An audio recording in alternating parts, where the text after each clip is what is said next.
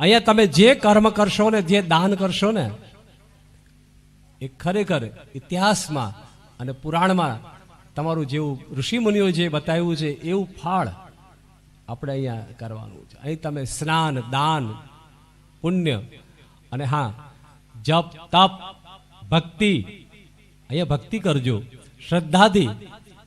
એક લોટા જલ સબ સમસ્યા કા.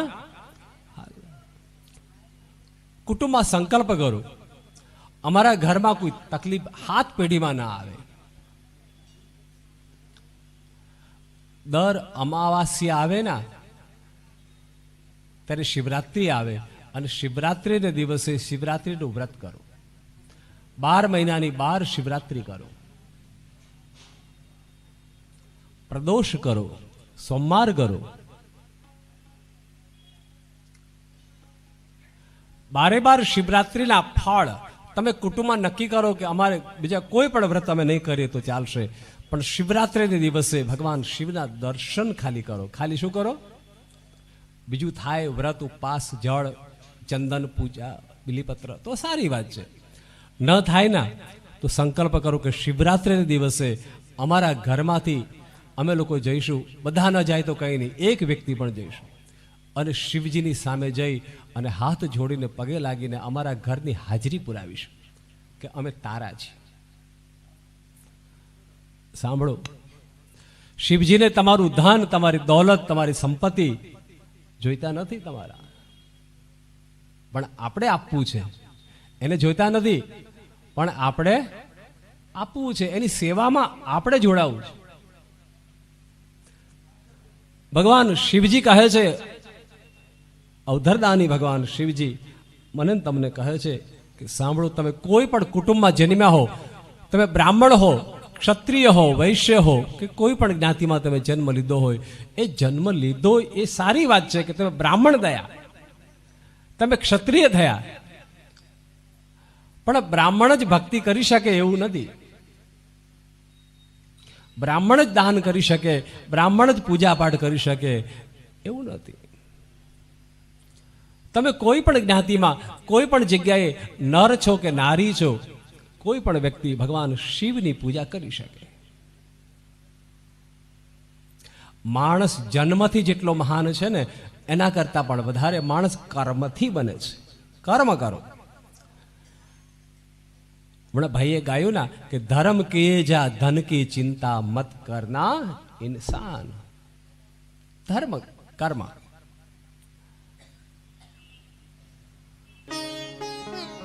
આધાર કોણ બનશે? આપણે આધાર. ઓલું આધાર કાર્ડ કામ નહીં લાગે. કયું આધાર લાગશે? તમે જપ કર્યા હશે, દાન કર્યું હશે, તમે ભૂમિદાન કર્યા હશે, તમે શિવ સ્તંભ, શિવને શિવાર્પણ, બોલા નાથ એ વખતે આવીને ઉભો રહેશે. બોલો નાથ મારો તમારો થશે. શિવાર્પણ, શિવાર્પણ, શિવાર્પણ. હંમેશા બોલો શિવાર્પણ, શિવાર્પણ, શિવાર્પણ. ઘરમાં મંદિર હોય ને એની પૂજા કરવી જોઈએ. ઘરમાં એક એક વસ્તુનું મહત્વ છે. તમારા ઘરમાં ઘંટડી છે? હા કે ના? જોરથી બોલો હા. તમારા ઘરમાં ઘંટડી છે? સવારે પૂજા કરો, સવારે પૂજા કરો ત્યારે ઘંટડી કેટલા સ્થાનમાં વગાડવી જોઈએ? શિવપુરાણ કહે છે ક્યાં ક્યાં વગાડો તો સુખી થાવ. આપણા ઘરમાં ઘંટડી કેટલી જગ્યાએ ક્યાં ક્યાં વગાડવી જોઈએ? બાપજી એ તો અમે તો બસ ભગવાનની આરતી કરીએ ત્યારે ટણન ટણન કરી નાખીએ, વાત પૂરી, જય શ્રી કૃષ્ણ. અમને તો એમ કે બસ આરતી કરીએ ત્યારે ટણન ટણન થોડી વાર કરી નાખીએ એટલે બધું પૂરું પૂરું થઈ જાય. આમાં કેટલી જગ્યાએ વગાડવી, એમાં કેટલી જગ્યાએ અમને નહીં. ઘરમાં 5 જગ્યા ઉપર ઘંટારવ થવો જોઈએ, ઘંટડીનો નાદ થવો જોઈએ. તમારી પૂજા તો સફળ થાય.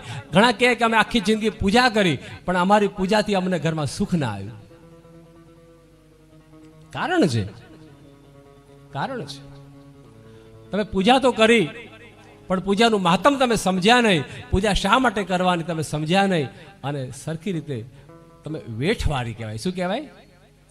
પૂજામાં વેઠવાળી તમે કરવા ખાતર કર્યું, કરવું પડે એટલે કર્યું નહીં, પ્રેમથી કરો, સમજીને કરો. 5 જગ્યાએ ઘંટડી વગાડવી જોઈએ ઘરમાં. પહેલું તો ભગવાનના સ્થાનમાં વગાડીએ છીએ આપણે, લખી લો તમારા ડાયરીમાં.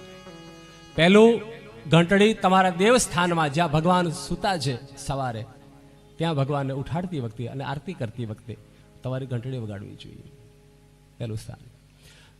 બીજું સ્થાન બતાવ્યું છે તમારું પાણીયારું જ્યાં છે, પાણીયારા પાસે જ્યાં પિતૃનો વાસ છે ત્યાં, અર્થાત તમારું કિચન છે, રસોડું છે ત્યાં, કિચનની અંદર દીવો અગરબત્તી કરી, રસોડાની અંદર દીવો અગરબત્તી, પાણીયારું જ્યાં છે ત્યાં થોડી વાર માટે પણ ઘંટડી વગાડવી જોઈએ, ઘંટડી વાગવી જોઈએ. ત્રીજું સ્થાન છે તમે જ્યાં તિજોરી મૂકો છો, પૈસા મૂકતા હો, લક્ષ્મીજી જ્યાં નિવાસ કરતા હોય, તમારા ઘરમાં ભલે 5 રૂપિયા પણ હોય, હું એવું નથી કહેતો કે 50 લાખ હોય, ભલે 5 રૂપિયા પણ જ્યાં તમે રાખતા હો, સાચવીને મૂકતા હો, એ સ્થાન પાસે જઈ માં લક્ષ્મીને યાદ કરી, નારાયણને યાદ કરી અને ક્ષણવાળા માટે પણ ઘંટડીનો નાદ કરી દો. સાહેબ, લક્ષ્મી આવ્યા જ કરશે. ઘંટડીનો નાદ કરી દો તિજોરી પાસે થોડી વાર માટે પણ. ચોથી ઘંટડી ક્યાં વગાડવાની? તમારો દરવાજો જે છે, ઉમરો, જેને આપણે ઉમરો કહેતા, હવે ઉમરા તો નથી રહ્યા પણ છતાં દરવાજો તો રહ્યો છે. દરવાજાના અંદર બહારની તરફ મુખ રાખીને, બહારના તરફ મોઢું રાખીને દરવાજા પાસે ઊભા રહી, દરવાજાની વચ્ચે ઊભા રહી અને ઘંટડીનો નાદ કરો અને બોલાવો કે મારા ઘરમાં સારા સારા તત્વો આવે, સારા દેવતાઓ આવે, શુભ શુભમ આગતમ. તમારે બોલાવવાની જરૂર નહીં પડે, ઘંટડી વાગશે એટલે દેવતાઓ દોડતા આવશે. તમારા દરવાજા ઉપર ઘંટડી વગાડો બહાર મુખ રાખીને, અને હવે બહાર જતા રહો અને દરવાજાની અંદરની સાઈડમાં મુખ રાખીને પાછી છેલ્લી વાર ઘંટડી વગાડી દો, જેથી કરીને એ ઘરની અંદર કાયમ માટે શુભ શુભ ને શુભ થઈ જાય. આ 5 જગ્યાએ ઘંટારવ, ઘંટડી નાદ કરવો જોઈએ આપણે, અને આ કરવાથી પૂજા પરિપૂર્ણ થાય. તમે ઘરે જે પૂજા કરો છો ને, એ આ તત્વ છે.